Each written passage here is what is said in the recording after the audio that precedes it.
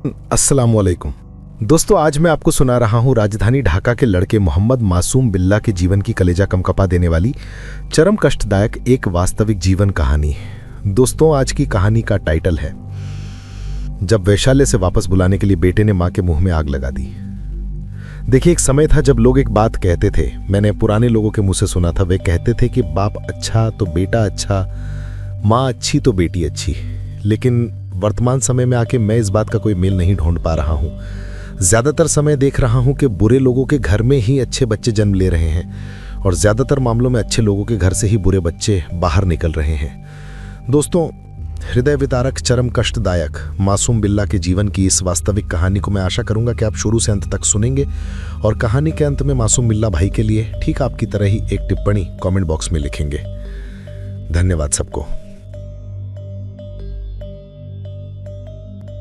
मेरा नाम मोहम्मद मासूम बिल्ला है। मेरा घर राजधानी ढाका है। दोस्तों, मैं अपने जीवन की कहानी शुरू करने से पहले आपको अपने परिवार के बारे में बता दूं। मेरे परिवार में मैं हूं, मेरी माँ है और कोई नहीं है। राजधानी ढाका के दिल में हमारा परिवार एक उच्च मध्यम वर्गीय परिवार था। एक नामी गिरामी इलाके में मैं और माँ रहते थे। बहुत महंगे एक फ्लैट में हम रहते थे। हालांकि वो फ्लैट मेरी माँ का किराए का था और मैं बहुत मशहूर एक स्कूल में पढ़ाई करता था। मैं जिस स्कूल में पढ़ाई करता था राजधानी ढाका के दिल में, उस स्कूल में उद्योगपतियों के बच्चे पढ़ाई करते थे। मैंने बहुत बचपन से देखा है कि मेरी माँ ने मुझे बहुत प्यार और स्नेह से बचपन से थोड़ा थोड़ा करके बड़ा किया है। पिता, दादा, दादी, नाना, नानी, मामा, फूफू, काका या किसी का भी प्यार माँ ने मुझे महसूस नहीं होने दिया। हर किसी के प्यार से माँ मुझे सराबोर रखती थी। मैं माँ के अंदर हर तरह का प्यार ढूंढ लेता था। थोड़ा थोड़ा करके मैं तब बड़ा हो रहा था। जब मैं थोड़ा बहुत बड़ा हुआ, जब मैं समझना सीखा, तब मैं एक चीज़ बहुत ध्यान से देखा करता था कि मेरी माँ कोई नौकरी नहीं करती थी। माँ का कोई आय का स्रोत नहीं था। लेकिन क्यों ना जाने थोड़ा बड़ा होने के बाद ये सवाल उठने लगे। मेरी माँ मुझे हर महीने स्कूल के लिए बहुत पैसे देती थी और हम जिस फ्लैट में रहते थे उस फ्लैट का किराया भी लगभग 40,000 रुपये के करीब था। इतने रुपए फ्लैट का किराया देकर इतने अच्छे एक स्कूल में मेरी माँ मुझे कैसे पढ़ाती थी, ये सवाल धीरे धीरे अपने मन में उठने लगे। मैंने कभी भी हमारे घर में बाहर के किसी इंसान को आते नहीं देखा और मेरे समझने के बाद से मैंने कभी नहीं देखा कि मेरी माँ मेरे परिवार या मेरे नाना के परिवार के किसी के साथ बातचीत कर रही हो। मैं ठीक से ये भी नहीं जानता था कि हमारा गांव का घर कहाँ है, हम मूल रूप से किस गांव के लोग हैं, किस ज़िले के लोग हैं। हालांकि राजधानी ढाका में बड़ा हुआ और वहीं से मेरा परवरिश हुई। मेरे जीवन की पूरा हिस्सा ही राजधानी ढाका के अंदर था। खैर, थोड़ा थोड़ा करके बड़े होने के बाद ये सवाल मुझे बहुत ज़्यादा परेशान करते रहते थे। एक एक करके मेरे मन में सवाल उठते थे और इन अनजाने सवालों का जवाब ढूंढने के लिए मैं माँ से सवाल करता था कि माँ, ये क्या होगा, वो क्या होगा, ये क्या है, वो क्या है। विभिन्न सवालों के जवाब में माँ मुझे डांटती थी। एक झटके से माँ मेरे मुंह को बंद रखने की कोशिश करती थी। मैं समझ सकता था, बचपन से ही मेरी समझने की शक्ति काफ़ी अच्छी थी। मैं समझ सकता था कि माँ मुझसे कोई बात छुपाना चाहती है। मेरे सामने माँ हमेशा सच बात नहीं कहना चाहती और हर एक बात को लेकर मेरी माँ के अंदर कैसी न जाने एक चिंता काम करना शुरू कर देती थी। इन बातों को लेकर मैं धीरे धीरे बड़ा हो रहा हूँ और ऐसा भी नहीं है कि किसी पुरुष इंसान को मैंने कभी हमारे घर में आते देखा हो। मैं देखता था कि माँ 2-3 दिन के लिए मुझे छोड़कर बाहर चली जाती थी और कहाँ कहाँ जाती थी, कहाँ कहाँ रहती थी, मैं नहीं जानता था। और कभी कभी माँ मुझे अपनी सहेली के घर में मुझे छोड़कर जाती थी। उसकी सहेली के घर में मैं धीरे धीरे बड़ा होता था। मेरी माँ की एक सहेली है जिसका नाम है शेफाली खाला। मैं देखता था कि शेफाली खाला के यहाँ कभी कभी बहुत पुरुष लोग आया जाया करते थे, बहुत पुरुष लोग आते थे और मेरे सामने भी शेफाली खाला के शरीर पर हाथ डालते थे, विभिन्न तरह के गंदे काम करते थे। लेकिन मैंने मेरी माँ को कभी भी इस तरह का कुछ करते नहीं देखा।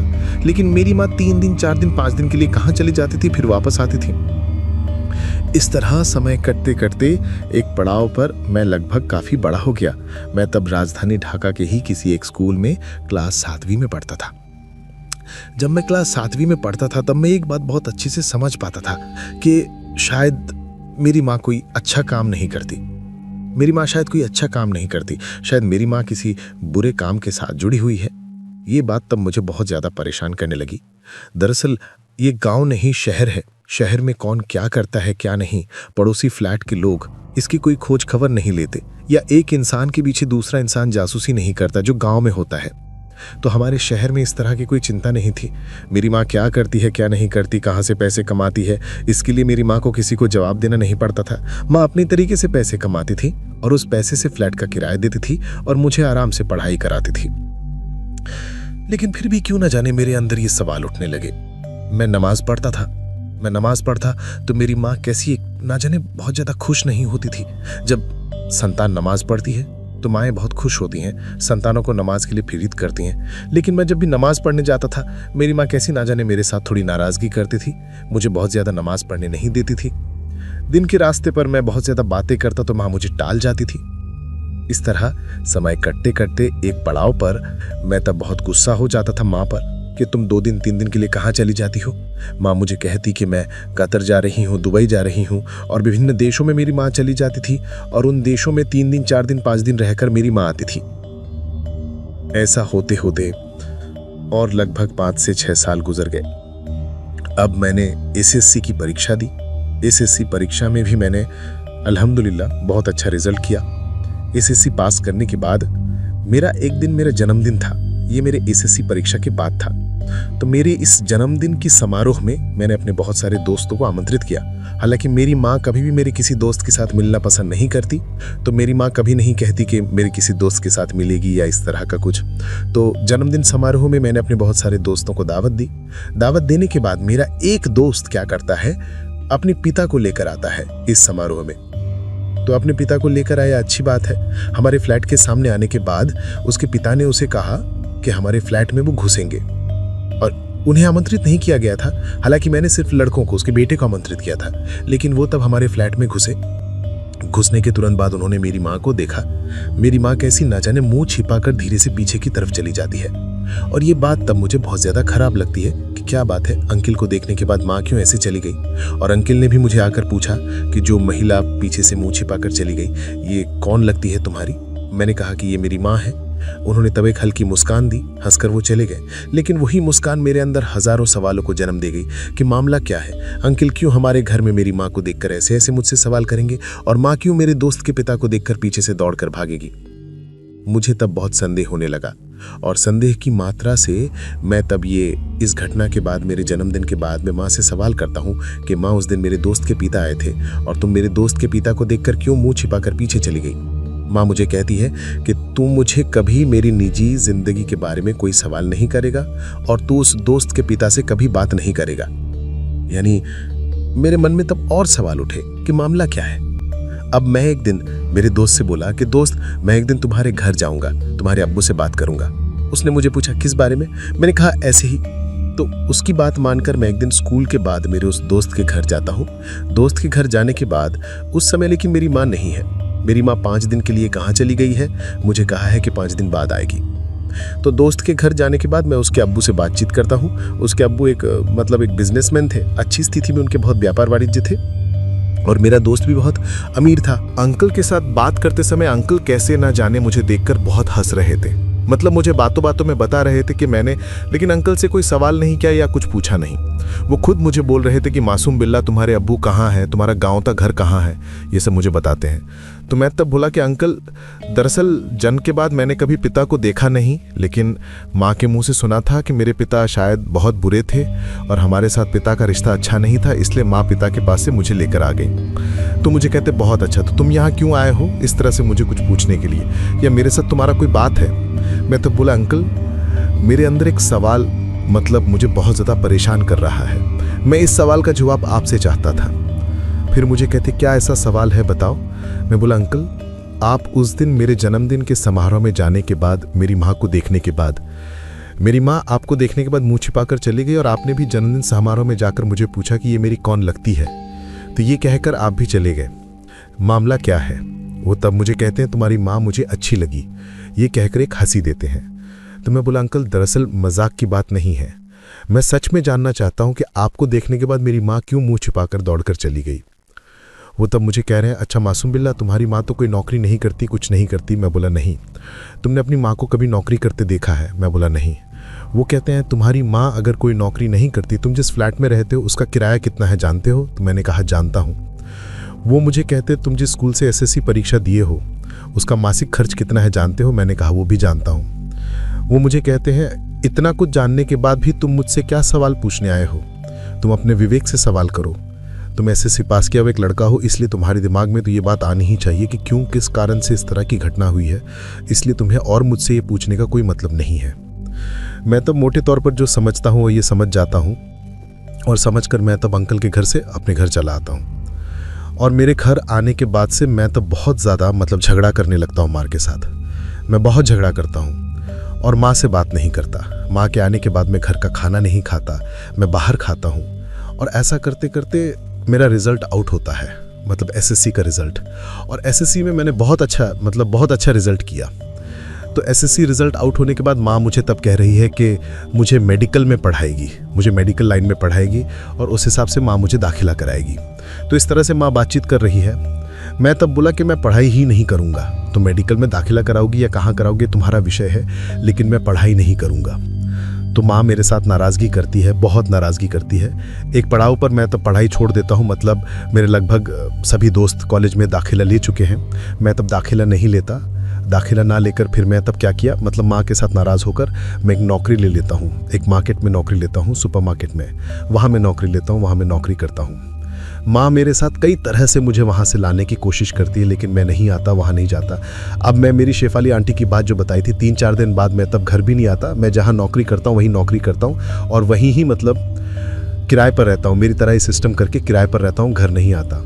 और माँ मुझे कई बार वहाँ से लाने गई है, लेकिन मैं नहीं आया। फिर मेरी वो शेफाली आंटी एक दिन उस रेस्टोरेंट में गई, मेरे जहाँ मैं नौकरी करता हूँ वहाँ गई। जाने के बाद वो मुझे कह रही है कि मासूम, तुम क्या अपनी माँ के पास बिल्कुल नहीं जाओगे, अपनी माँ से बात नहीं करोगे? मैं तब बोला कि आंटी देखिए, बचपन से एक बात देखते आया हूँ, लेकिन ये बात मुझे बहुत कष्ट देती है। और मेरे जन्मदिन के समारोह में ऐसी एक घटना हुई। अब देख रहा हूँ कि माँ ये सब कर रही है। ये चीज़ें मुझे बिल्कुल भी अच्छी नहीं लग रही हैं। और मेरी माँ क्यों ये सब कर रही हैं, माँ की ये सब करने का कारण क्या है, तो मैं कुछ नहीं जानता।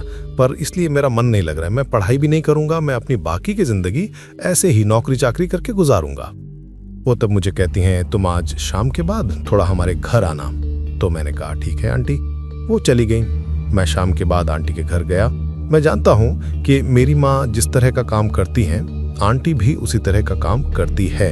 वे दोनों एक ही पेशे से जुड़ी हुई हैं। जाने के बाद आंटी तब मुझे बहुत प्यार से पास बिठा के पूछ रही हैं, मासूम, तुम जो अपनी माँ के साथ ऐसा करते हो, क्या तुम अपनी माँ के अतीत के जीवन के बारे में जानते हो? मैं कहता हूँ नहीं आंटी, मैं अपनी माँ के अतीत के जीवन के बारे में नहीं जानता। उन्हीं के मुंह से मुझे पहली बार पता चला कि हमारा घर शायद बरिशाल में था। मेरा घर बरिशाल में था, और मेरी माँ शायद बहुत ही गरीब परिवार की एक लड़की थी। गरीब तो थी ही, उसके बाद मेरे नाना ने शायद 2 शादियाँ की थी। 2 शादियों के बाद, और वहाँ मेरी माँ के बहुत सारे सौतेले भाई बहन थे। एकदम कम उम्र में ऐसा होता है कि 12 से 13 साल की उम्र में शायद बहुत ही बूढ़े एक आदमी के साथ मेरी माँ की शादी कर दी गई, शादी करवा दी गई। और शादी करवाने के बाद शायद मेरी माँ उस घर में लगातार प्रताड़ित होती थी। उस आदमी की शायद और 2 पत्नियां थी। मेरी माँ उसकी तीसरी पक्ष थी, तीसरी पत्नी। और तीसरी पत्नी होने के कारण मेरी माँ का काम था सुबह उठकर घर द्वार साफ करना, दोपहर में खाना बनाना, और सब खा लें तो बर्तन साफ करके फिर रात का खाना तैयार करना। एक शब्द में कहा जाए तो एक काम वाली बाई जिस तरह का काम करती थी, मेरी माँ 24 घंटे उस घर में इसी तरह का काम करती फिरती थी। और ये काम ही नहीं, काम में थोड़ी भी कमी होती तो मेरी माँ पर पशुओं की तरह अत्याचार वे करते थे। ऐसे में माँ से बर्दाश्त न होने पर मेरी माँ ने शायद राजधानी ढाका के एक लड़के के साथ रिश्ता बना लिया, और उस लड़के का घर भी शायद मेरे पिता के घर के पास ही था। तो लड़के के साथ रिश्ता होता है। रिश्ता होने के बाद वो लड़का तब मेरी माँ को सपने दिखाता है कि आप गांव में रह के ऐसे दुख पा रही हैं। और उस समय शायद मैं भी दुनिया में आया था, मेरे होने के बाद की घटना। तो मैं तब दूध पी रहा था ऐसी हालत में। तो वो लड़का शायद मेरी माँ को कह रहा था कि आप ऐसे क्यों रहेंगी, इतना दुख क्यों पाएंगी, आप मेरे साथ चलें, आप ढाका चलें, मैं आपको एक अच्छी नौकरी दूंगा, और नौकरी करके आप अपने बच्चे को धीरे धीरे बड़ा करेंगी। आपको इस गांव के घर में रह के दुख उठाने की कोई ज़रूरत नहीं है। इस तरह मेरी माँ को मूर्ख बनाकर वो लड़का मेरी माँ को शायद बरिशाल से राजधानी ढाका ले आया। और ढाका लाने के बाद उसने मेरी माँ को एक नौकरी भी दी, और नौकरी देने के बाद वो लड़का मेरी माँ के साथ लगातार रहना शुरू कर देता है। और रहते रहते शायद मेरी माँ फिर से गर्भवती हो जाती है। और ये बच्चा शायद उसी लड़के का होता है। तो मेरी माँ शादी करने के लिए उस लड़के पर बार बार दबाव डालती है। वो लड़का शादी नहीं करता। एक बार उसने मेरी माँ के पेट के उस अजन्मे बच्चे को पेट के अंदर ही नष्ट कर दिया, और नष्ट करने के बाद लगातार मेरी माँ उस लड़के के साथ झगड़ा करती है, और झगड़े का एक सिलसिला पकड़कर वो लड़का तब मेरी माँ को इस तरह से इस्तेमाल करने लगता है जिसका वर्णन मैं यहाँ नहीं दे पाऊंगा।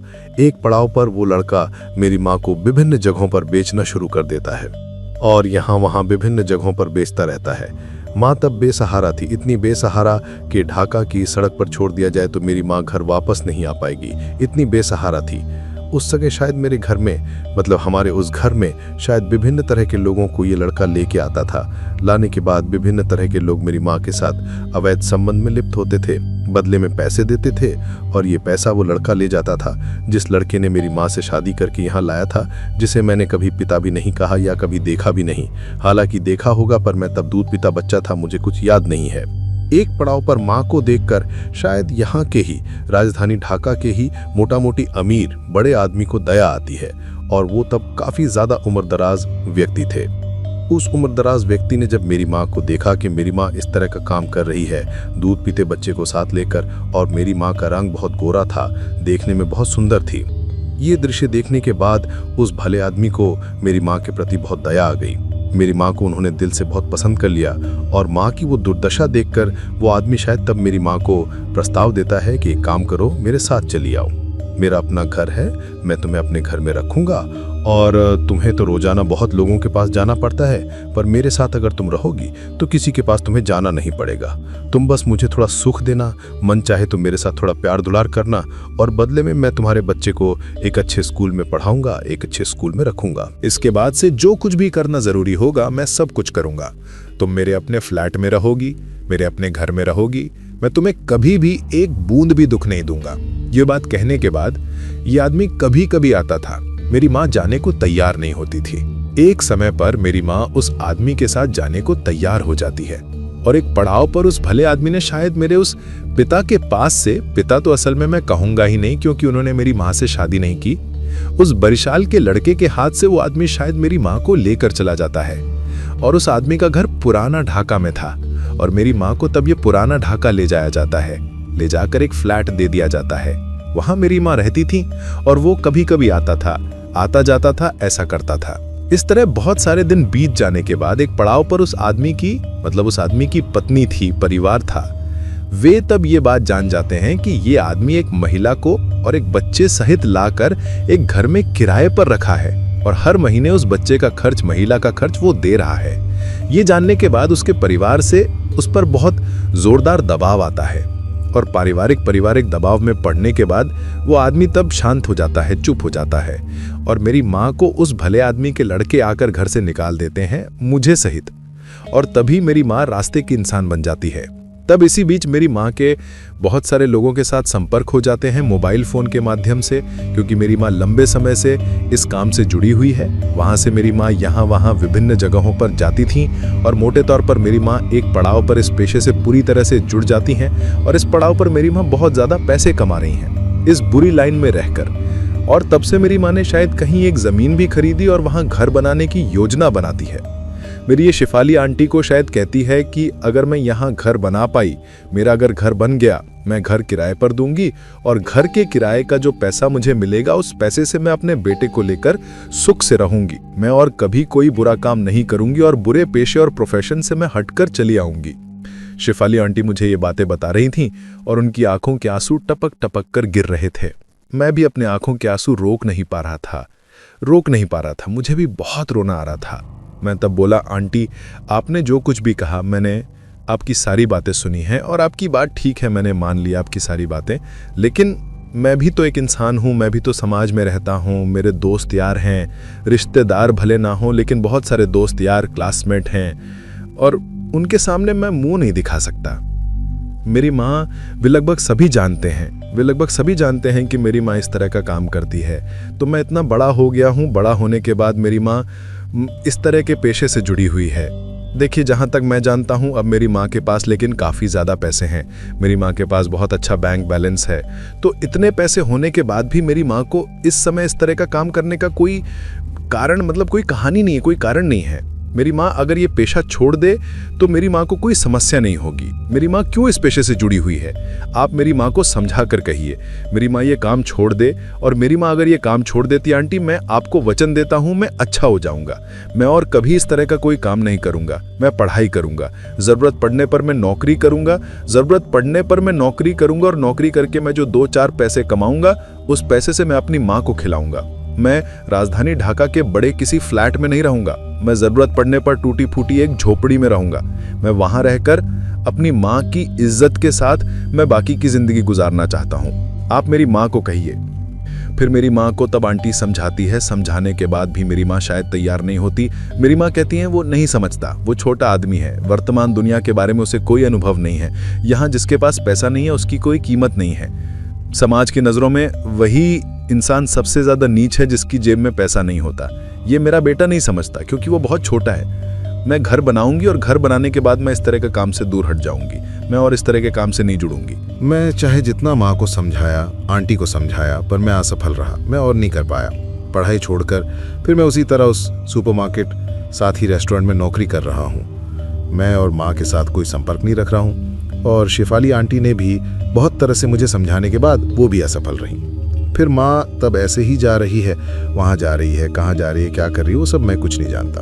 मैं नौकरी करके महीने के अंत में 8,000 रुपये वेतन पाता हूँ। 5 वक्त की नमाज पढ़ता हूँ, दीन के रास्ते पर चलता हूँ और अच्छे से रहने की कोशिश करता हूँ। ऐसा करते करते लगभग 4 साल बीत जाते हैं। इन 4 सालों में मेरी माँ के साथ मेरा ज़्यादा कोई संपर्क नहीं हुआ।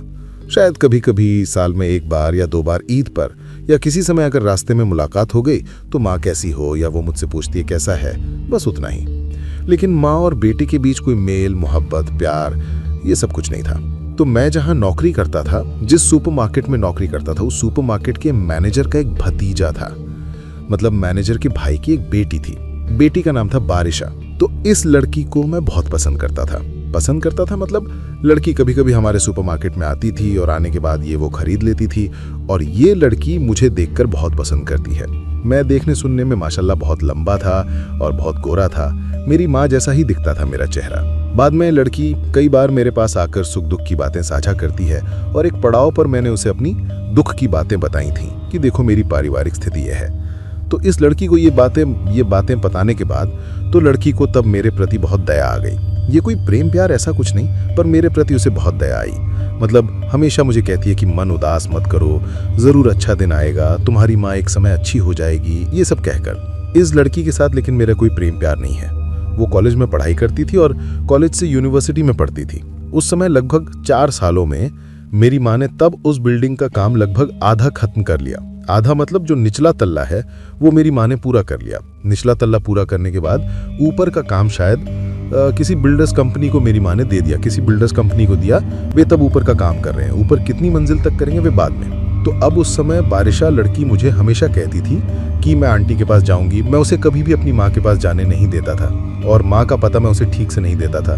बाद में जब मुझे आखिरी बार बहुत ज़्यादा कहती थी कि मैं थोड़ा आंटी के पास जाऊंगी, आंटी से बात करूंगी, आंटी की निजी ज़िंदगी के बारे में जानूंगी, ये वो कहकर जब मुझे परेशान करती थी, एक समय पर मैं अपनी माँ का पता उसे दे देता हूँ।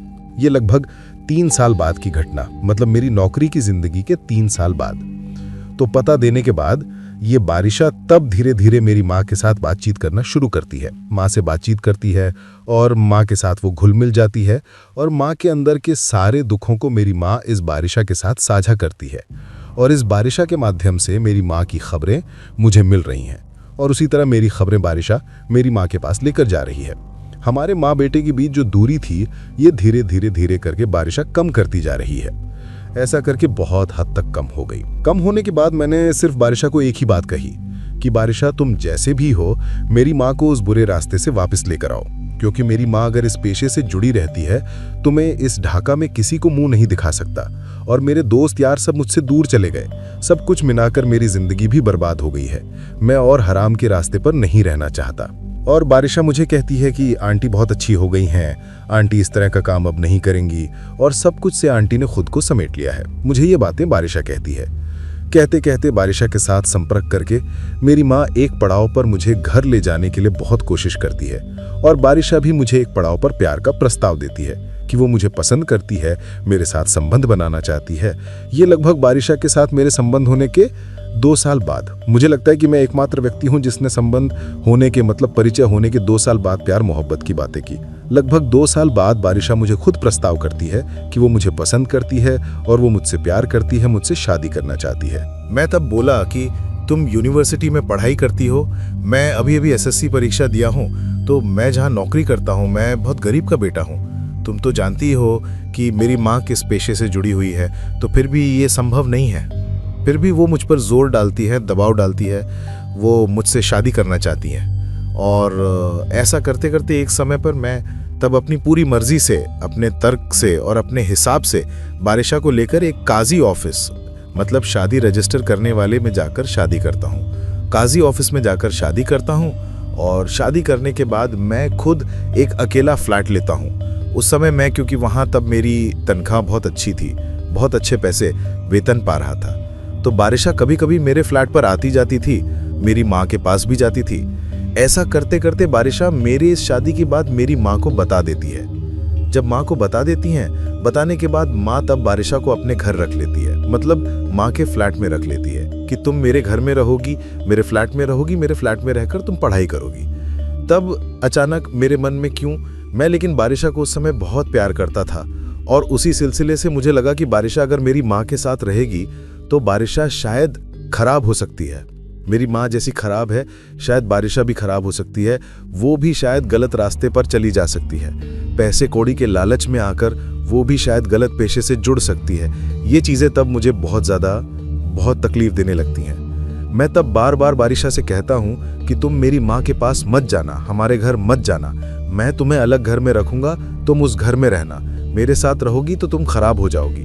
वो तब मुझे कहने लगी, तुम्हारी माँ ने ये पेशा बहुत साल पहले छोड़ दिया है, अब से तुम्हारी माँ ये सब और नहीं करती, और तुम्हारी माँ इस पेशे से बहुत नफरत करती है, वो अब नमाज पढ़ती है, अच्छी है, और उसने ये पूरी तरह से छोड़ दिया है। ये बातें मुझे बारिशा कहती है। कहने के बाद मैं तब बोला, क्या तुम श्योर हो? वो मुझे कहती है, मैं श्योर होके कह रही हूँ आंटी, तुम्हारी माँ यहाँ इस तरह का कोई काम नहीं करती। ये सब कहने के बाद जब बारिशा मुझे इस तरह समझाती है, तब मैं 1 दिन 2 दिन करके लगभग 5 साल बाद धीरे धीरे घर जाना शुरू करता हूँ। और घर जा रहा हूँ मतलब मैं ऑब्जर्व कर रहा हूँ कि मेरी माँ सच में इस तरह का कोई काम करती है या नहीं, जो मेरी माँ करती थी ये करती है या नहीं, ये जानने के लिए मैं धीरे धीरे घर जा रहा हूँ। घर के साथ संपर्क धीरे धीरे बढ़ा रहा हूँ और संपर्क बढ़ाते बढ़ाते एक समय पर मैं ऑब्जर्व करके समझ पाया कि सच में बारिशा ने जो कहा है वो सच है कि मेरी माँ अब और किसी भी तरह के गलत काम से जुड़ी हुई नहीं है, किसी भी तरह के बुरे काम, किसी भी तरह के गलत काम से माँ जुड़ी हुई नहीं है, और माँ अब मोटा मोटी ठीक ठाक हो गई है, बहुत हद तक अच्छी हो गई है। जब मैं ये समझ पाया कि माँ अच्छी हो गई है, गलत काम से माँ जुड़ी हुई नहीं है, इसके बाद मैं लगातार बारिशा के घर रहना शुरू करता हूँ। मतलब बारिशा के घर मतलब मेरे घर, और उसी घर में बारिशा भी रहती थी। लेकिन बारिशा के पिता की मृत्यु हो जाती है, और पिता की मृत्यु होने के बाद बारिशा की माँ ने भी और शादी नहीं की। वो अपने चाचा के पास है, उसके चाचा का नाम है दुलाल चाचा। तो दुलाल चाचा नौकरी बेचकर वहां से पैसे कौड़ी देकर बारिशा के घर माँ कलती हैं। तो उनका परिवार भी मोटा मोटी ठीक ठाक है। उनके परिवार की बहुत सारी कहानियां हैं, मैं उस तरफ नहीं जाता, पर उनके परिवार में कोई बुरी कहानी नहीं है, मोटा मोटी अच्छा ही है। और मेरी उस शादी के बाद एक समय पर बारिशा की माँ भी मान लेती है, वो भी जान जाती हैं कि हमने शादी कर ली है, और जानने के बाद हमने कोई समारोह नहीं किया था, पर परिशेष अंततः कोई समारोह नहीं हुआ था, पर शादी हुई है। होने के बाद ऐसे ही तब रह रहे हैं। तो ऐसे करते करते समय कट रहा है, अल्हम्दुलिल्लाह अच्छा ही कट रहा है। पर इस तरह दिन और रातें कटते करते बारिशा मुझे घर ले जाने के लगभग 6 से 7 महीने बाद मैंने फिर से ध्यान दिया कि मेरी माँ ने जो कहा था कि उसने ये छोड़ दिया है या वो ये नहीं करती, पर ये झूठ था। मैं इसके बाद भी देखता हूँ कि मेरी माँ वास्तव में न केवल बारिशा से झूठ बोल रही है, बल्कि मुझसे भी झूठ बोल रही है। अभी भी हो सकता है माँ पहले बहुत ज्यादा ये सब करती होगी, लेकिन अब भी थोड़ा कम ही सही पर करती है। माँ अलग अलग जगहों पर जाती है, अलग अलग पार्टियों में, बार में जाती है, अभी भी जा रही है, और वेस्टर्न ड्रेस पहनकर बहुत ही बुरे तरीके से घूमती फिरती है। तो माँ अभी भी ये सब कर रही है। तब मैंने माँ को एक दिन खुलकर ही कह दिया कि माँ, मैं कभी भी घर नहीं आता, और मैं घर आया इसका एक ही कारण था। उस समय अगर बिल्डर्स कंपनी को दिया जाता तो वे हमारी ऊपर की मंजिल का काम नहीं कर पाए थे। मतलब क्यों नहीं किए, माँ के साथ कॉन्ट्रैक्ट क्यों नहीं मिला वो मैं नहीं जानता, पर हमारा तब ये एक मंजिला था और कोई किराया नहीं होता था। जिस फ्लैट में हम रहते थे उसमें किराया भी नहीं देते थे, हम खुद ही रहते थे। बाद में एक स्तर पर माँ ऐसा कर रही थी। ऐसा करने के बाद मैंने तब कहा कि माँ, तुम्हारे साथ मेरी ऐसी बात नहीं हुई थी। तुमने मुझसे कहा था कि तुमने ये सब छोड़ दिया है, तुम अच्छी हो गई हो, तुम 5 वक्त की नमाज पढ़ती हो। मैंने भी देखा कि तुम नमाज पढ़ती हो, रोजा रखती हो, लेकिन माँ तुमने फिर से ये सब शुरू कर दिया है। अब तुम दोबारा जा रही हो या इस तरह के बुरे कामों के साथ तुम फिर से जुड़ रही हो। माँ तब मुझे कहती है कि ये झूठ है, मैं इस तरह का कोई काम नहीं करती। तो मेरे पास बहुत सारे सबूत हैं, मतलब मुझे बहुत सारे सबूत मिले हैं कि माँ ये काम करती है या माँ जो बुरे काम करती है उसके बहुत सारे सबूत मुझे मिले हैं। और सबूत मिलने के बाद मैंने तब माँ को एक एक करके सबूत दिखाए कि देखो तुमने ये किया है, तुमने वो किया है, तुमने वो किया है। एक बार तो माँ के साथ मेरी बहुत लड़ाई हो गई और लड़ाई होने के बाद मेरी माँ कहती है कि मैंने ये किया है तो करूंगी और करूंगी, तेरी समस्या क्या है, मैं करूंगी। तेरा मन करे तो तू पत्नी को लेकर मेरे घर पर रहे और तेरा मन अगर ना करे तो तू पत्नी को लेकर मेरे घर से चली जा और मेरे घर से चले जा, मैं ये करूंगी ही करूंगी। और एक स्तर पे मैंने देखा कि इस बात पर मुझसे गुस्सा होकर माँ और भी ज्यादा शुरू कर चुकी है और ज्यादा करते करते ये बारिशा के चाचा और बारिशा के परिवार के लोग जान रहे हैं, बारिशा की माँ, उसके बाद दूसरे लोग इस बात को जान रहे हैं। माँ बहुत बेपरवाह होकर घूमना फिरना शुरू कर देती है अचानक से, मतलब बहुत बेपरवाह। ऐसा करते करते तब मेरी पत्नी बारिशा प्रेग्नेंट होती है, बारिशा के पेट में बच्चा है। तो इस तरफ बारिशा का परिवार भी समझ गया है कि मेरी माँ इस तरह के काम करती है और उन्होंने तब किया क्या, बारिशा को मुझसे ले जाएंगे, बारिशा को मुझसे ले जाएंगे, पेट के बच्चे सहित वे ले जाएंगे। और इतना मतलब उनकी बात यह है कि कुछ भी हो जाए मेरी माँ जैसी एक बुरी महिला के पास वे अपनी बेटी को नहीं रखेंगे। एक स्तर पर मैं बहुत गुस्सा हो जाता हूँ, मतलब बहुत ज्यादा गुस्सा हो जाता हूँ और गुस्सा होकर मैं क्या करूँ क्या ना करूँ कुछ समझ नहीं पाता। एक समय मैं गहराई से सोचता हूँ मेरी माँ जिस तरह के बुरे काम करती है और क्यों मेरी माँ इस तरह के बुरे काम करती है और मेरी माँ का मूल स्रोत क्या है, मेरी माँ जो काम करती है उसका मतलब उसका पूंजी क्या है। तब मैं समझ पाता हूँ मेरी माँ की पूंजी है मेरी माँ का वो चेहरा, और चेहरा बेचकर मेरी माँ इस तरह के काम करके घूम रही है। मेरी माँ का चेहरा सुंदर होने के कारण ही अलग अलग उद्योगपति, अलग अलग पैसे वाले और अलग अलग अमीर घरों के बिगड़े हुए लड़के मेरी माँ के साथ खेल रहे हैं और मेरी माँ के चेहरे के कारण मेरी माँ को खींच रहे हैं। और मेरी माँ का अगर चेहरा ना रहे तो मेरी माँ और कभी इस तरह का काम नहीं करेगी और मेरी माँ इन बुरे कामों के साथ शामिल नहीं होगी। तो मैंने सोचा कि क्या किया जाए, मैं कैसे क्या कर सकता हूँ। और उस समय लेकिन मेरी माँ का उठना बैठना बहुत बड़े स्तर के लोगों के साथ था, मतलब लगभग जो बहुत बड़े स्तर पर हैं जिनकी बात मैं बताकर खत्म नहीं कर पाऊंगा, उनके साथ मेरी माँ का उठना बैठना। वे लोग भी हमारे घर आते थे। तो मैं अगर माँ के ऊपर सीधे कोई एक्शन पर चला जाता हूँ तो माँ मेरा बहुत नुकसान कर सकती है, मतलब मेरा बहुत ज्यादा नुकसान करेगी। शायद मेरे नाम पर मुकदमा वगैरह करके मेरी पूरी जिंदगी माँ जेल में कटवा देगी। और ऐसी धमकी भी माँ मुझे कभी कभी दे रही है कि तू ये करेगा वो करेगा, मैं ये करूंगी। माँ मुझे धमकी भी देती है हमेशा। तब मैं सोचता हूँ कि कैसे मेरी माँ को गलत रास्ते से वापस लाया जाए और बुरी जगह पर रहने वाली मेरी माँ को मैं अच्छे रास्ते पर ला सकता हूँ। ये सोचते सोचते अचानक एक समय मुझे लगा कि अगर मेरी माँ का वो चेहरा ही ना रहेगा जिस चेहरे से मेरी माँ इस तरह के काम करती हैं, तो मेरी माँ अच्छी हो जाएगी। मैं अपनी माँ का ये चेहरा नहीं रखूंगा, मैं अपनी माँ का चेहरा नहीं रखूंगा। मेरी माँ जिस चेहरे से इस तरह के गंदे काम करती है, मैं मेरी माँ का चेहरा खराब कर दूंगा। लेकिन चेहरा खराब करूं को कैसे, क्योंकि मेरी माँ तो घर पर ही रहती है और हमेशा घर के अंदर ही रहती है, घर के अंदर ही रहती है। तो मैं कैसे क्या करूं।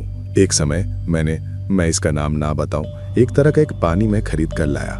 इसे मैं मेरी माँ के चेहरे पर मारूंगा, लेकिन मैं इस पानी को लेकर हर दिन योजना बनाता हूँ कि कैसे मारा जाए। और मैं ये बात किसी के साथ साझा नहीं करता हूँ बारिशा, नहीं, मैं किसी के साथ ये बात साझा नहीं करता हूँ। यहाँ तक कि उस समय तो दुलाल चाचा के साथ मेरे संबंध बहुत अच्छे थे, बारिशा के चाचा, क्योंकि वो हमारे यहाँ की कंपनी का मैनेजर था। तो मैनेजर के तौर पर उसके साथ मेरा संबंध बहुत अच्छा था। तो मैंने उनको भी ये बात नहीं बताई कि मैं ऐसा एक काम करने जा रहा हूँ। पूरी तरह से अपनी ही समझ से मैंने ये काम किया कि अगर मैं अपनी माँ का चेहरा जला दूं, सुंदर चेहरा अगर मेरी माँ का ना रहे, तो मेरी माँ को कोई और नहीं खींचेगा, नहीं चाहेगा और मेरी माँ और बुरे काम के साथ शामिल नहीं होगी। मैं अपने दुख कष्ट उठाकर जैसे भी हो अपनी माँ को 2 जून का खाना खिलाऊंगा। कम से कम बुरे इंसान के हाथ से मैं माँ को बचाऊंगा। तो बहुत दिन घर की तरफ जाता हूँ कि घर में माँ सो रही है, मैं ये लेकर जाता हूँ, लेकिन जाने के बाद माँ को मारूंगा वो हिम्मत मुझ में नहीं आती। मतलब मैं जो मारूंगा। माँ, जब इंसान सोता है तो उसका चेहरा बहुत सुंदर होता है, बहुत मासूम होता है। तो माँ के चेहरे की तरफ देखकर मैं बहुत दिन आंसू बहाता हूँ, मतलब बहुत दिन रोता हूँ कि इससे मैं माँ के चेहरे पर मारूंगा। फिर सोचता हूँ कि मारूंगा क्या, फिर सोचता हूँ कि क्या करूँ, मतलब कुछ भी समझ नहीं पाता हूँ। ऐसा करते करते ये पानी तो हमेशा मेरी जेब में ही रहता है, हमेशा मेरी जेब में रहता है। एक दिन हुआ क्या, सुबह सुबह बहुत जल्दी, हमारा वो रेस्तोरां, हमारे उस कॉम्प्लेक्स के बीच में रेस्तोरां भी था। तो एक दिन मैं रेस्तोरां से, मेरी नाइट ड्यूटी थी, सुबह सुबह मैं निकला हूँ। वो पानी लेकिन उस समय मेरी जेब में है। तो मैं हमेशा मास्क और कैप, ये दोनों चीजें पहनकर निकलता था। मेरी मोटरसाइकिल थी, तो मैं मोटरसाइकिल पर आ रहा हूँ और आने के बाद अचानक किसी एक बार के सामने से जा रहा हूँ। जाते समय मैंने देखा कि मेरी माँ उस बार के सामने खड़ी है।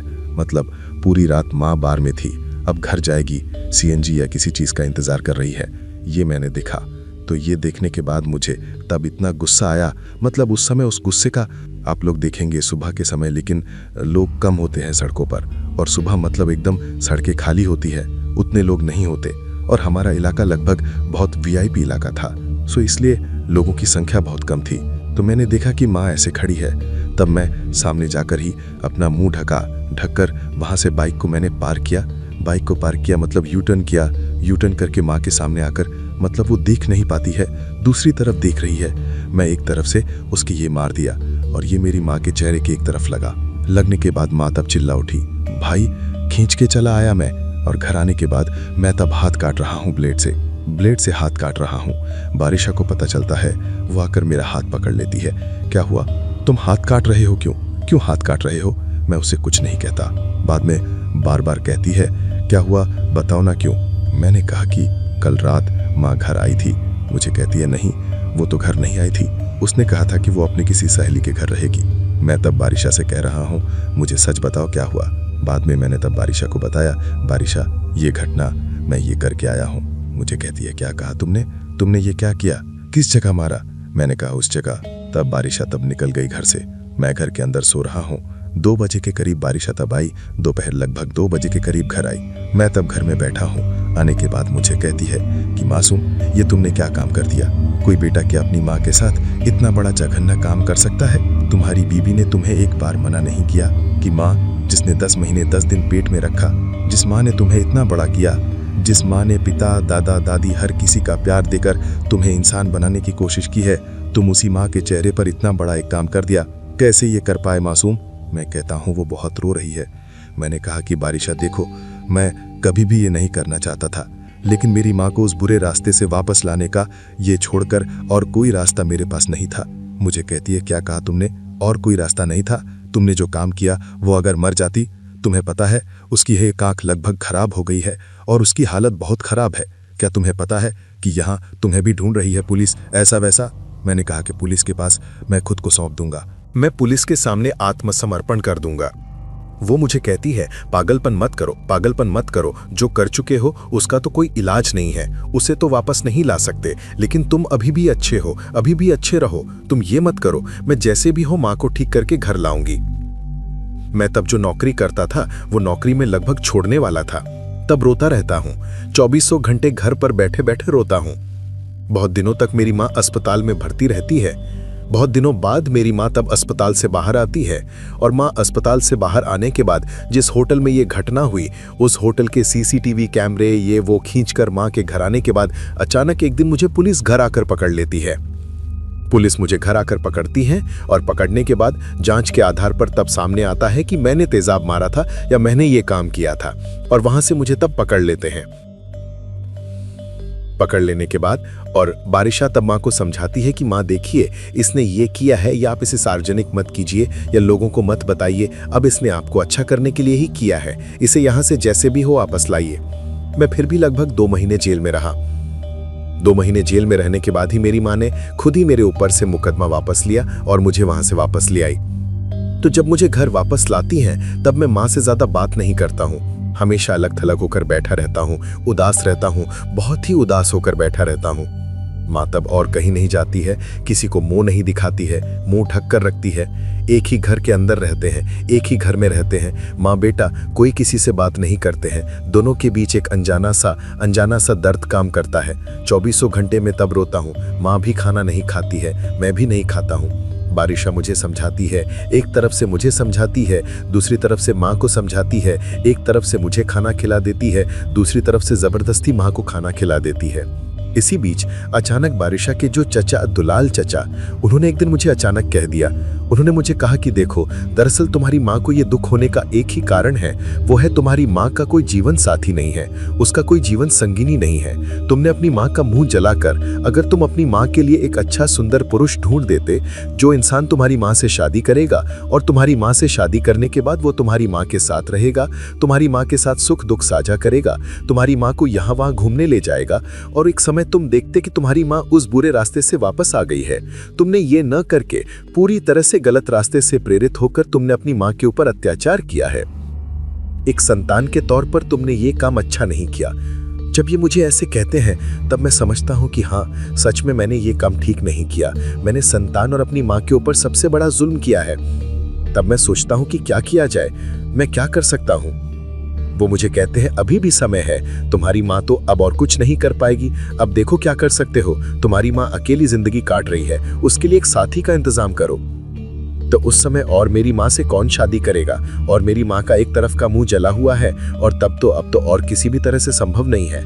ऐसा करते करते एक समय बारिशा मुझे कहने लगी कि मासूम, अगर तुम मेरी बात मानो या मेरी बात सुनो तो मैं तुम्हें एक प्रस्ताव दे सकती हूँ।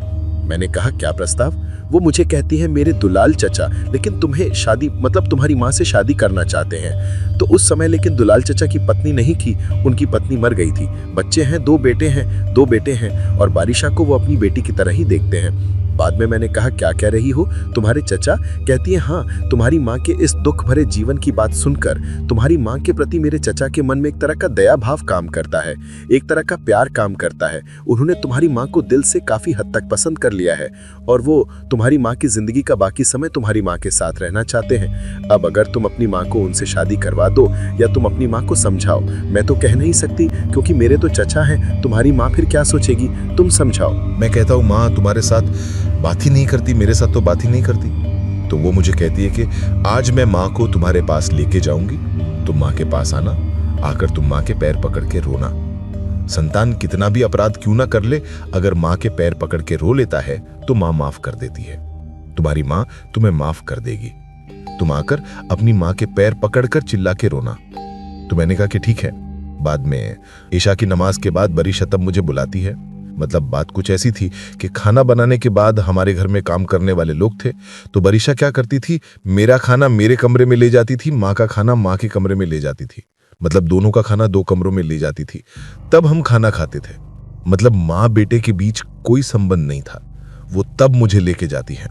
लेके जाने के बाद तब माँ के पैर पकड़ता हूँ, पकड़कर चिल्ला के रो पड़ता हूँ कि माँ मुझसे गलती हो गई है, मैं समझ नहीं पाया था और तुम मुझे माफ कर दो।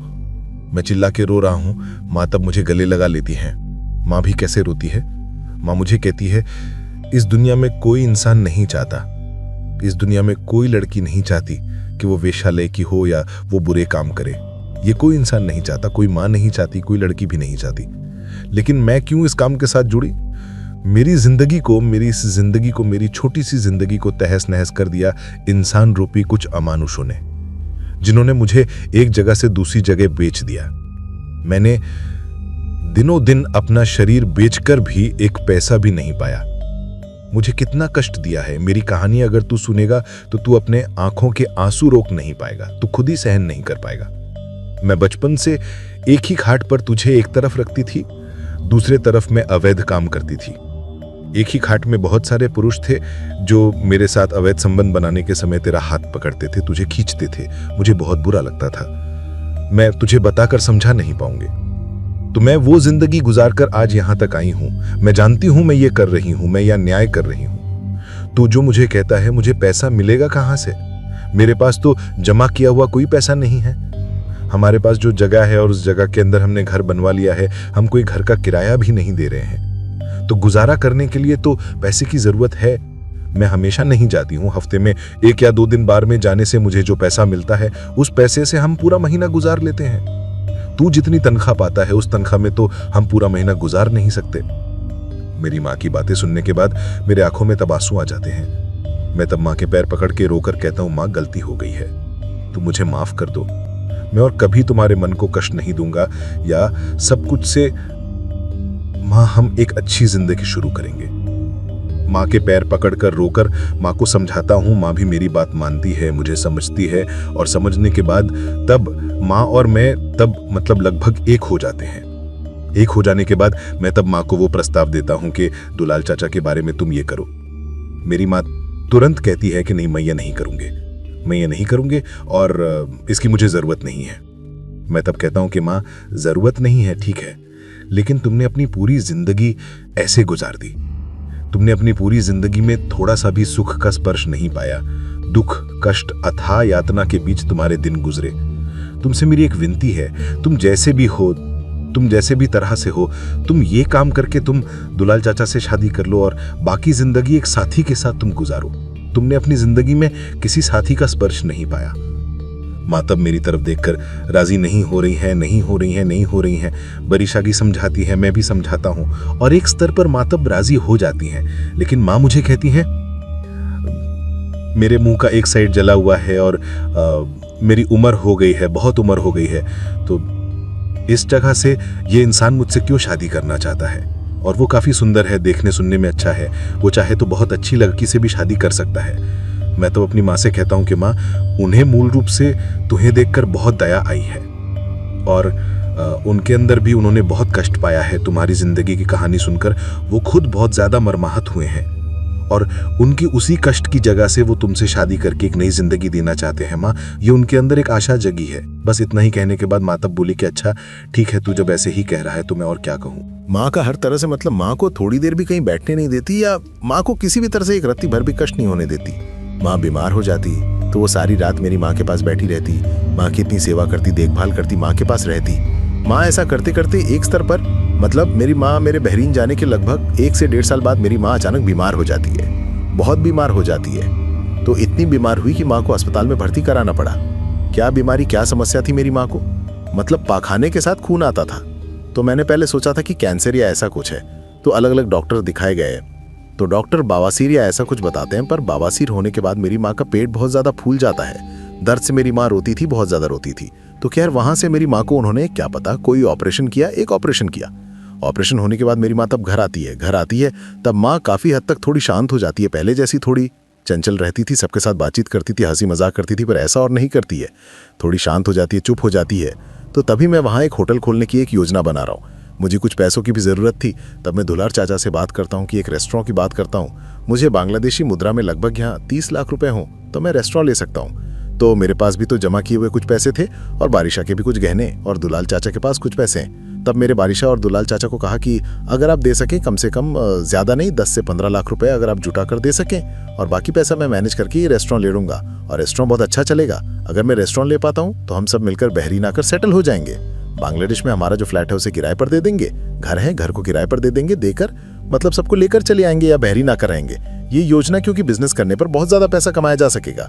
तो तब दुलाल चाचा ने मुझे कहा, मैं एक काम करता हूँ, मैं तुम्हारा घर, मेरे पास तो वैसे कोई नकद क्षमता नहीं है और बारिशा के पास जो गहने उन्हें बेचने से भी नहीं होगा, तुम्हारे लिए ऐसे कर्ज वर्ज करके बिजनेस नहीं किया जा सकेगा। तुम्हारा जो घर है, तुम्हारे घर को बैंक के पास गिरवी बैंक के पास गिरवी रखेंगे, बैंक से कर्ज लेंगे तुम्हारे घर के नाम पर। तो तुम्हारे घर के नाम पर बैंक से कर्ज लेने पर कर्ज का वो पैसा तुम्हारे लिए भेजूंगा 30 लाख। तुम पूरे 30 लाख रुपए से तुम अपना बिजनेस शुरू करो, किसी से कर्ज लेने की जरूरत नहीं है। वो मुझे कह रहे थे। तो मैंने कहा कि ठीक है, तो मैं आता हूँ, मैं आकर मैं सबके साथ ये काम करता हूँ। वो मुझे कहते हैं कि नहीं, तुमने जो रेस्टोरेंट लिया है तुम वहाँ समय दो और मैं पैसों का इंतजाम करता हूँ। मेरे तो बहुत अच्छे लोगों के साथ लिंक है, मैं उनसे बातचीत करके उन्हें पकड़कर मैं घर का कर्ज पास करवाऊंगा और कर्ज पास करवाने के बाद मैं तब सब कुछ करूंगा। ये कहकर वो तब घर का कर्ज करेंगे। ये लेकर मेरी माँ को लेकर अलग अलग जगह जा रहे हैं, माँ के कागजात ठीक ठाक करवा रहे हैं, ये वो कर रहे हैं। तो मैं भी तब ऐसे ही चल रहा हूँ, इस तरह समय कट रहा है। करते करते एक स्तर पर उन्होंने घर से कर्ज उठाया, 30 लाख रुपए का कर्ज उठाया। उठाकर उन्होंने 5 लाख रुपए रखे। 5 लाख रुपए हमारे काम के लिए हैं, कर्ज उठाने के लिए यहाँ कुछ खर्च गया और आनुषंगिक हमारे घर में कुछ छोटे मोटे काम है, इनके लिए उन्होंने 5 लाख रुपए रखकर 25 लाख रुपए मेरे लिए भेजे बांग्लादेश से बहरीन। 25 लाख। और 25 लाख भेजने के बाद बाकी 5 लाख रुपए मैंने अपनी तरफ से देकर मैं तब ये होटल ले लिया। और होटल लेने के बाद देख रहा हूँ अल्हम्दुलिल्लाह होटल बिजनेस बहुत अच्छा हो रहा है, इनकम सोर्स बहुत अच्छा हो रहा है। तो अब मैं घर से लगभग और 1 साल में होटल में रहता हूँ और 1 साल रहता हूँ। और इसी बीच लेकिन मेरी स्थिति ऐसी है कि इसी बीच एक और बात मैं बताना भूल गया था। बारिशा लेकिन एक बार गर्भ धारण करती है, बच्चा खराब हो जाता है। बच्चा खराब होता है लेकिन इसके बाद और उसे बच्चा नहीं होता, बारिशा को भी बच्चा नहीं होता। और मैं बच्चे के बारे में कुछ कहता भी नहीं हूँ क्योंकि मैं तो विदेश में हूँ। तो होटल लेने के 1 साल बाद मैंने बहुत आय उन्नति की। मैं तब बारिशा को और मेरे चाचा और माँ को मैं कहता हूँ कि आप लोग आकर मेरा रेस्तोरां देख जाइए। मेरी माँ बहुत बीमार थी, माँ के बीमार होने के कारण माँ नहीं आई, बारिशा भी नहीं आई, सिर्फ दुलाल चाचा है। वो आते हैं, उनके लिए विजिट वीजा लेकर वो आते हैं और आने के बाद वो तब मेरा रेस्तोरां देखते हैं। देखकर वो लगभग 20-25 दिन तक मेरे यहाँ रहते हैं। रहकर सब कुछ देखकर वो बहुत खुश होते हैं और बाद में वो कहते हैं कि मैं देश जा रहा हूँ, जाकर तुम्हारी माँ को और बारिशा को लेकर हम इस देश में आकर सब मिलकर चले आएंगे। तो मैंने सब कुछ दिखाया। वो मुझे कहते मैं देश जाकर सबको लेकर चलाऊंगा। ऐसी बात कहकर वो तब ढाका के लिए वापस गए। ढाका वापस जाने के बाद लगभग उनके ढाका वापस जाने के 4 से 4.5 महीने बाद, ऐसा ही होगा 4 से 4.5 महीने बाद, मतलब अचानक कैसा कुछ मुझे उनके बीच बातचीत में थोड़ा बदलाव मिल रहा था। बदलाव मतलब ऐसा जैसे बारिशा से मैं पहले बात करता था, बारिशा मुझे बहुत समय देती थी, मुझसे बहुत बात करती थी, पर अब कैसा कुछ मुझे वो थोड़ा टालती है, बहुत ज्यादा मुझसे बात नहीं करना चाहती। और दुलाल चाचा भी कोई एक बिजनेस पकड़कर उस बिजनेस को लेकर वे बहुत उलझन में है, बहुत ही दुविधा के अंदर है, क्या पता कुछ कर रहे हैं। तो इसी बीच मैं तब देश जाऊंगा। मैंने कहा कि मैं देश जाऊंगा क्योंकि वे लोग भी ऐसे थोड़े कैसे कुछ हो गए हैं। सबके अंदर मैं संदेह की एक झलक पा रहा था, संदेह कर रहा था कि वे लोग क्यों मेरे साथ थोड़ा बदल गए हैं सब लोग। मैंने टिकट कटाया, देश जाऊंगा। मैं देश भी गया। बात हुई थी कि बारिशा और दुलाल काका वे मुझे एयरपोर्ट से रिसीव करेंगे, लेकिन एयरपोर्ट पर जाने के बाद मुझे कोई नहीं मिला, वे कोई नहीं आए। तो मैं उतरने के बाद बारिशा के फोन पर कॉल देता हूँ, ईमो पर कॉल देता हूँ, उसका नंबर ईमो पर कॉल नहीं जाता। दुलाल काका का ईमो था तो ईमो पर भी कॉल नहीं जाता। मैं वहां से घर गया। घर जाने के बाद ही हमारे घर में एक काम करने वाली लड़की है, वो पहले से ही है, बहुत सालों से हमारे घर में, उसे देखा। फिर माँ है, माँ बहुत बीमार है, लेटने से उठ नहीं पाती, बहुत ज्यादा बीमार। तब मैंने माँ से पूछा कि माँ बारिशा कहाँ है, दुलाल चाचा कहाँ है। माँ कहती बता नहीं पाती है। तो जब मैंने हमारी काम करने वाली लड़की से पूछा तो वो कहती है कि वे तो 2 दिन पहले हमारे घर से निकले हैं, कहाँ पता नहीं, कहीं जाने को कहा था, कहाँ जाएगी कहा था, ये मैं नहीं जानती। पर ऐसे करके मैं खोज कर रहा हूँ, वो दिन कट जाता है, अगले दिन भी कटता है, मुझे नहीं मिलते हैं। और तीसरे दिन मैं तब अपने ससुराल जाता हूँ। तो वे लोग लेकिन मूल रूप से ढाका में किराए पर रहते थे। मेरे ससुर सास, मेरी सास, मेरे ससुर तो नहीं है, सास और दुलाल चाचा और उनके 2 बेटे वहाँ किराए पर रहते थे। पर जाने के बाद देखा कि वे उस किराए के घर में नहीं है, उन्होंने घर बदल दिया है। कहाँ गए वो मैं नहीं जानता, किस जगह गए वो मैं और बता नहीं सकता। तो वहां से लगभग 5 से 6 दिन कट गए, मुझे उनका कोई अता पता नहीं मिलता है। 5-6 दिन कट गए, मुझे उनका कोई अता पता नहीं मिलता है। अता पता न मिलने पर कि अरे कहाँ गए, नहीं मिलता। न मिलते एक स्तर पर मुझे तब अचानक याद आता है कि कहाँ जा सकते हैं, किस जगह जा सकते हैं, किस जगह पे गए। ऐसे करके ना मिलने के बाद तब मैं दूसरी एक जगह जाकर बात करता हूँ। बात करने के बाद वहां से मैं बारिशा का, मेरा जो काबिननामा का पेपर था, काबिननामा का पेपर निकालता हूँ। बारिशा के पते के अनुसार मुझे जो पता दिया गया था, कहा था कि उनका घर कुमिल्ला में है, और कुमिल्ला का जो पता मुझे दिया गया था, मैं उस पते के अनुसार जाकर देखता हूँ, वहाँ बारिशा का कोई परिचय नहीं है।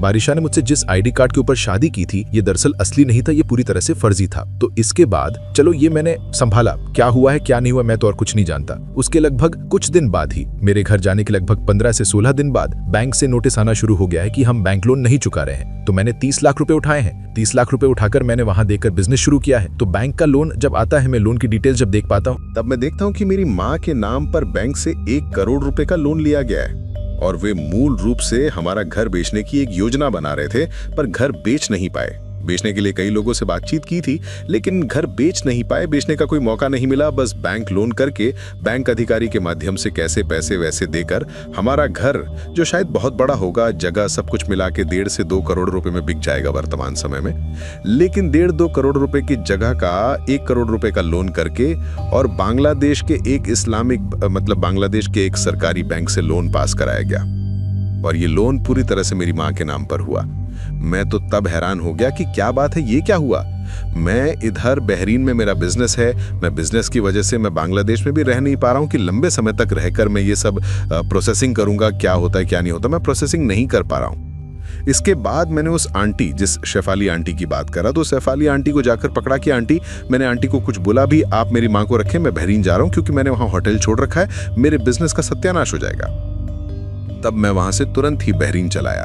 दोबारा बहरीन आकर लगभग 15-16 दिन बिजनेस कर रहा हूं और सोच रहा हूं क्या 1 करोड़ रुपए अगर वे लोन करेंगे ही तो मुझे तो 25 लाख रुपए दे ही दिए। हिसाब करें तो और 75 लाख रुपए। इस 75 लाख, मात्र मामूली 75 लाख रुपए के लिए बारिशा और उसके चाचा ने मेरे साथ इतना बड़ा धोखा किया। मतलब मेरे साथ ये धोखा उन्होंने कैसे किया इस पैसे के लिए? मुझे इसके बाद से और कोई सुराग नहीं मिला। ना मिलने के बाद मेरा कोई खास गार्जियन नहीं है, रिश्तेदार नहीं है जो इसे कोई देखेगा, सुनेगा, इसके माध्यम से मेरी मदद करेगा। ऐसा कोई नहीं है। तब मैं इस बहरीन से बैंक लोन चुकाना शुरू करता हूं और मां को लेकर बहुत टेंशन करता हूं कि मां को कोई समस्या ना हो जाए। आखिरकार मैंने उस आंटी के माध्यम से, शेफाली आंटी के माध्यम से मेरी मां का वीजा करा के मैं मां को बहरीन ले आया। आज लगभग 5 साल के करीब मां और मैं बहरीन में है। कोरोना से पहले मां बहरीन आई है और अब मां मेरे पास ही है। घर पे जो लोन वे करके गए थे लगभग 75 लाख रुपए का, वो लोन भी मैंने चुकाया। घर को 3 मंजिला कराया। जाकर मैं गया बांग्लादेश में, मेरी मां को लेकर मैं अकेला ही गया और घर की मैंने देखभाल की और उस समय वर्तमान में किराए पे दे रखा है। तो बहुत बातें हैं, शायद मैं व्यस्तता के कारण सारी बातें बता नहीं पा रहा हूं। मैं बस आपके माध्यम से एक न्यूज आपको देना चाहता हूं या एक न्यूज आपको बताना चाहता हूं, एक बात आपको कहना चाहता हूं। वो ये है कि मैं आपको इतनी सारी बातें बताने का, मेरे जीवन की अनचाही घटनाएं आपको बताने का एक ही कारण है। वो ये है कि 75 लाख नहीं, 75 करोड़ रुपए भी अगर बारिशा मुझसे मांगती, अगर मेरी सामर्थ्य शक्ति होती, मैं उससे दे देता, मैं उससे देता। उसने मुझे बहुत प्यार किया है, मैंने भी उसे बहुत प्यार किया है। मात्र 75 लाख रुपए के लिए बारिशा मुझे ऐसे छोड़ के चली जाएगी, मैंने इस सपने में भी नहीं सोचा था। अपॉन भाई, मतलब आपन भाई, तो उसका चाचा पता नहीं उसे क्या समझाया है या वो क्यों ऐसे अचानक बदल गई और अपने चाचा का हाथ पकड़ के वो भाग गई। मैं बहुतों के पास, बहुत मीडिया के पास में जा सकता था, बहुत जगहों पे मैं चाहता तो उसकी न्यूज कर सकता था, पर मैंने नहीं किया। सिर्फ एक कारण से, मैं बारिशा को लेकर आज भी सपने देखता हूं। मैं बारिशा की मान सम्मान नष्ट हो ये मैं नहीं चाहता, जिसके कारण मैं बड़ी कोई न्यूज़ ये लेकर नहीं कर रहा हूं या बड़े किसी के पास मैं उनके नाम पर कोई पुलिस स्टेशन में भी कोई शिकायत नहीं की या किसी के पास मैंने उनके नाम पर कोई न्याय भी नहीं मांगा। आपसे ये बातें कहने का एक ही कारण है, बारिशा अगर कभी किसी जगह से मेरी ये कहानी सुनती है, बारिशा मेरे पास लौट आए। 75 लाख नहीं, 75 करोड़ रुपए अगर मेरी सामर्थ्य है, भाई मैं बारिशा को देने के लिए तैयार हूं। वो मेरे लिए मेरी जान से भी ज्यादा कीमती है। बारिशा को अगर मैं पाता हूं, मैं अगर बारिशा को पाता हूं तो जीवन का बाकी समय बहुत अच्छा रहूंगा। अपन भाई, मेरे जीवन से बारिशा को गए आज लगभग 6 से 7 साल के करीब हो गया। मैंने शादी नहीं की है, मैंने आज भी शादी नहीं की है और उसी तरह से मैं आज बहरीन में, मेरे 2 होटल है और अल्हम्दुलिल्लाह मेरी बहुत ज्यादा इनकम हो रही है। बांग्लादेशी लोगों के बीच में बहुत अच्छी स्थिति में हूं। अगर बारिशा मेरे पास वापस आती है तो मैं सब कुछ भूलकर बारिशा को माफ कर दूंगा। उसने मेरे साथ जो कुछ भी किया उन सब के लिए मैं उसे माफ कर दूंगा। मैं अल्लाह को गवाह बनाकर कहता हूं और अपनी मां की कसम खाकर मैं आपको कह रहा हूं कि अगर बारिशा मेरे पास आती है तो मैं अतीत की सब कुछ भूलकर उसे लेकर घर बसाऊंगा। मुझे पता है बारिशा ने जानबूझकर नहीं किया, शायद उसके चाचा ने किसी न किसी तरह से उससे ये काम करवाया है। वो आपके माध्यम से मेरे पास वापस आ जाएं, आपसे मेरी ये विनती है। प्रिय भाई, अगर आपको मौका मिले तो मेरी कहानी को प्रसारित कीजिएगा और बारिशा की एक तस्वीर मैंने आपको दी है, पर यह अनुरोध रहेगा कि तस्वीर आप किसी को दिखाइएगा नहीं। अच्छे रहिएगा। अस्सलामु अलैकुम व रहमतुल्लाह। प्रिय दोस्तों, बाहर मुसलसल बारिश हो रही है। पता नहीं, सर्दियों के इस मौसम में ये बारिश मुझे भी बहुत अच्छी लग रही है। और उसी बीच मासूम बिल्ला भाई की कहानी ने मुझे बहुत हैरान किया है और कहानी सचमुच अच्छी लगने लायक की कहानी है। उनकी कहानी के आखिरी हिस्से में बहुत कुछ था जो उन्होंने मुझे बताया कि पारिवारिक बहुत झगड़े थे, बारिशा के साथ भी उनकी थोड़ी बहुत कहा सुनी, झगड़ा ऐसा कुछ हो रहा था। लेकिन ये बातें उन्होंने मुझे विस्तार से लिखकर नहीं भेजी या बताई नहीं। उन्होंने जितना बताया मैंने आपको ठीक उतना ही सुनाया है। तो आखिरी हिस्से में शायद बहुत कुछ था बारिशा के साथ उनका, जिसे वे बताते हैं कि एक समय बहुत झगड़ा भी होता था। इसकी थोड़ी सी जानकारी दे दूं, नहीं तो शायद आप में से कई लोग समझेंगे नहीं। बारिशा को एक समय शक था कि मासूम बिल्ला वहाँ होटल का बिजनेस करते हैं और विभिन्न तरह की विदेशी लड़कियों के साथ उनके एक तरह के संबंध बन गए हैं। ये कहकर बारिशा उन पर शक करती थी और शक के कारण बारिशा उनसे नाराज़गी जाहिर करती थी, ज़्यादा बात नहीं करती थी, विदेशी व्यापार बंद करके देश वापस आने को कहती थी। तो ये सब नहीं करने के कारण ही उनका मानना है कि बारिशा उन्हें छोड़कर चली गई है। लेकिन मेरा सवाल यह है कि मासूम बिल्ला के बिजनेस के मालिक बनने से पहले, होटल के मालिक बनने से पहले ही तो उनके परिवार का जो लोन था, घर से जो लोन पास करवाया गया, लोन तो तब करवा लिया था, तो अगर वो लोन तब करवा लिया तो उसी समय के अंदर ही बारिशा ने खुद ही जानते बूझते अपने चाचा के साथ लोन करवाया, या अगर बारिशा नहीं भी जानती थी तो उसके चाचा ने लोन करवाया, बारिशा को बाद में पता चला और वो अपने चाचा के साथ चली गई। तो मासूम बिल्ला ने किसी से शिकायत नहीं की, किसी पुलिस या प्रशासन से किसी भी तरह की मदद या सहयोग नहीं मांगा। यहाँ तक कि मुझे बारिशा की एक तस्वीर दी है, तो मेरी गुजारिश थी कि वो मुझे एक तस्वीर दें, तब उन्होंने एक तस्वीर मुझे दी। लेकिन उस तस्वीर में जितना मैंने देखा कि माशाल्लाह बारिशा दिखने में बहुत अच्छी थी और वो बुर्का पहने हुए थी, पर्दा करने वाली एक लड़की थी। तो पता नहीं बारिशा आखिर क्यों, किस कारण से इतना सब कुछ करने के बावजूद मामूली इस पैसे के लालच में पड़कर चली गई या चली गई। बारिशा के नन में शायद कुछ बातें छिपी हैं, उससे बात होती तो शायद हम बाकी बातें जान पाते कि क्यों वो ऐसी स्थिति में मासूम बिल्ला को छोड़ के चली गई है। खैर, मेरा विश्वास है कि बहुत लोग कहानी सुनते हैं और इस वजह से चूंकि लाखों फ्रेंड्स और फॉलोअर्स इस प्रोग्राम को देखते हैं, हो सकता है बारिशा भी ये प्रोग्राम सुन रही हो। अगर सुन रही है तो वो मासूम बिल्ला से संपर्क करे, और मुझसे संपर्क करने पर मैं मासूम बिल्ला का कांटेक्ट मेरे पास है, मैं आपको दे सकता हूँ बारिशा, अगर आप मुझे सुन रही हैं। और गुजारिश रहेगी कि सब कुछ भूलकर मैं जब मासूम बिल्ला से व्यक्तिगत रूप से फ़ोन पर बात करता हूँ, मैं समझ सकता हूँ कि वो इंसान सचमुच आपको बहुत पसंद करता है, बहुत प्यार करता है। मैं सीने पर हाथ रखकर कह सकता हूँ कि आप उसके पास आएंगी तो ज़रा भी अपमानित या शर्मिंदा नहीं होंगी, और सब भूलकर वो आपको लेकर घर बसाने को तैयार है। इसलिए आप वापस आ जाइए, ये मेरी तरफ से आपसे गुजारिश है। दोस्तों, सब लोग अच्छे रहिएगा, स्वस्थ रहिएगा, इसी शुभकामना के साथ आज के लिए यहीं विदा। आप लोगों से मेरी मुलाकात होगी किसी और दिन, किसी और की वास्तविक जीवन की कहानी के साथ। तब तक सब लोग अच्छे रहिएगा और अपना ख्याल रखिएगा। अस्सलामु अलैकुम व अल्लाह हाफिज़।